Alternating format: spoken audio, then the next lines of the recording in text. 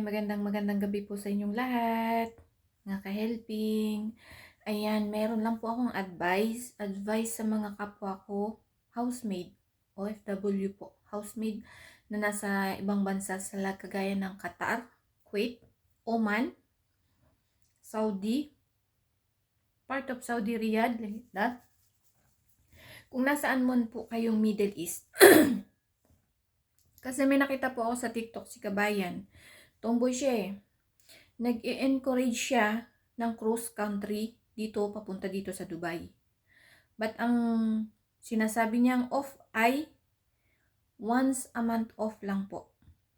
Huwag niyo pong patulan kasi kung igagrab niyo po yung once a month off, ibig sabihin po sobrang hectic ng trabaho niyo po doon.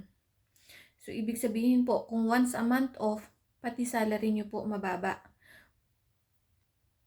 1.5 lang po siguro. Kung agency po siya, 1.5 lang po ang magiging salary nyo. 1,508 lang po ang magiging salary nyo. Kung sinabi niya na 2,000 or something, kasi pag agency, alam ko po talaga yan lang ang minimum. And hindi niya nga ma-sure ang weekly off. Only once a month lang. So ibig sabihin po, hindi rin niya rin po sure ang once a month off. Once nandun ka na sa loob ng bahay ng employer, at pag sinabi ng employer, wala kang off, ibig sabihin wala kang off. Hindi niya na sakop yun. At once na makapasok po kayo sa loob ng bahay ng employer, hindi po kayo sigurado na mapapanghawakan ni Kabayan na bigyan kayo ng once a month off. Kasi babayaran po ang agency para kayo kung mapili kayo. Kung nag-cross country kayo dahil lang sa gusto nyo is my day off, so mas maganda pa pong nag-cross country kayo na sarili nyo yung visa at sarili nyo yung ticket. So pagdating nyo po dito, pwede kayong mag-apply ng trabaho. Kaso, ang pagkakaalam ko po is kailangan kung visit visa is cancelled kayo, dito cancelled. Ngayon, yung agency po talaga is wala kayong choice. Agency po kayo babagsak nun kasi kailangan nyo magkaroon ng Emirates ID. So kung ibig sabihin po kung nandyan kayo sa Riyadh at nag-cross country kayo at sarili nyong pera ang ginamit nyo, sablayan po na makahanap ng employer na weekly off. Kasi ang kalimitan po ng employer na nagbibigay ng weekly off is higher salary po ang binibigay nila. 3,500, 2,500, 2,000, minsan po 4,000, 4,000, kanyaan po leave out. Sa agency po is once a month off lamang. Pero kung makakausap ni Kabayan yung employer at ipipilit niya sa employer na kahit twice a month ay bigyan kayo ng off, magagawa naman po. Ang problema po ang ang local po dito is kalimitan ng maid, isa lang. Hindi ko lang po sure kung nakakaano na sila ng dalawa, pero mostly isa lang eh. Pero yung iba naman po, dalawa, tatlo, kaso ibang lahi yung iba.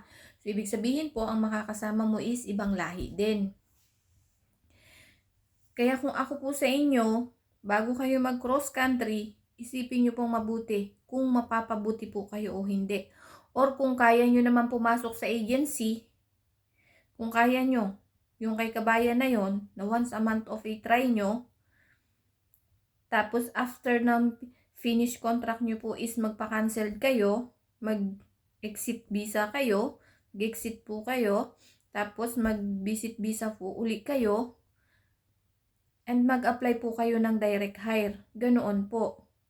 Pero yun po, hindi po kayo uuwi ng Pinas nun. Pag nagpa-cancel kayo at gusto nyo pong mag-apply, makakauwi po kayo ng Pinas kung yung bagong employer nyo is kakausapin nyo, ma'am, can I go first in Philippines? Kasi kalimitan po ng mga employer dito na ibang lahi, hindi local, nagbabakasyon po sila monthly. Kagaya po ng, basta bakasyon po yung mga bata, kagaya po ng July, June, August, nag-start na po yan ng bakasyon ng mga bata. So, nakakapagbakasyon po. Yun po may chance kayo makauwi ng Pilipinas kung magre-risk po kayo. Pero kasi yung alam kong sinasabi ni Kabayan is 2 years. before kayo makauwi ng Pinas. Ako po weekly off ang uwi ko. Nanggaling din po ako sa local. Hindi po ako umuwi ng Pilipinas. Nagpa-cancel ako, nag-apply ako. Tapos, ito pa lang, sa 5 taon ko, isang beses pa lang po ako nakauwi. Yearly naman po ang kontrata ko. Yearly akong nagre-renew ng contract. So, ibig sabihin po, ang day off ko, weekly. Sabado ng gabi aalis ako, linggo ng gabi na po ako babalik. Yan po ang karamihan dito ng day off. Or yung ibang amo naman po is Friday night pa lang, pinapaalis na nila ang katulong nila. Sunday night, babalik sila. Or kung Saturday night, pinaalis nila yung katulong nila. Monday, babalik yung katulong nila. Merong 2 days. 2 days. Ako, 1 day lang. Merong ibang employer na nagbibigay ng 2 days at merong ibang employer din po na nagbibigay ng holiday. Pag kinausap mo po yung employer mo, for example, sinabi mo, "Ma'am, it's holiday. Can I have holiday also?" Magbibigay po sila. So, ibig sabihin po, makakapahinga kayo. Sa ibang lahi po kasi kagaya ng mga halimbawa po, Iranian, Jordanian. Sa Jordanian, sumasablay po kasi Arab, po yun Muslim. Kalimitan po, French, Russia, mostly sa Russia po. Ang Russian, malaki magpasahod dito ang Russian po. Canadian nagbibigay ng weekly off. Canadian, basta other nationality po, nagbibigayan po ng weekly off. Nasunod sila sa rules.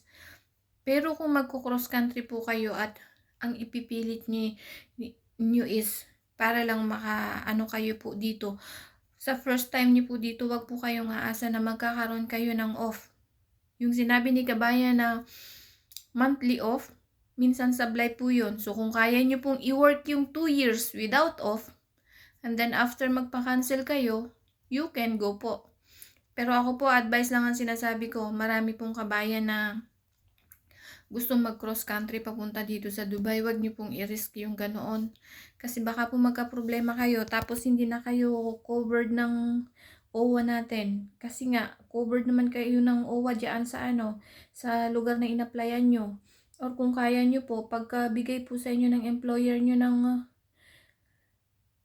contract, magdiretso po kayo sa embassy dito, sa OWA dito, magpaano po kayo, magpa-registered po kayo ng panibago. Ganun po ang gawain nyo.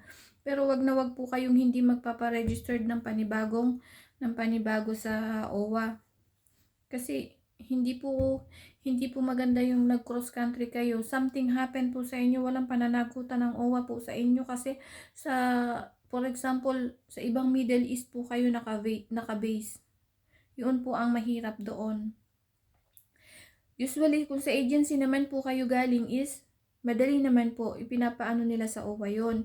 May insurance din po dito. Talaga naman pong may insurance kayo dito para sa nyo, pagpapagamot nyo po. Pero nga, ang mahirap po is, kung sure nyo ba yung mapupuntahan nyo pong employer dito. Ayan, sana po, may nakuha kayong aral sa akin. Maraming salamat po. Magandang gabi po sa inyong lahat.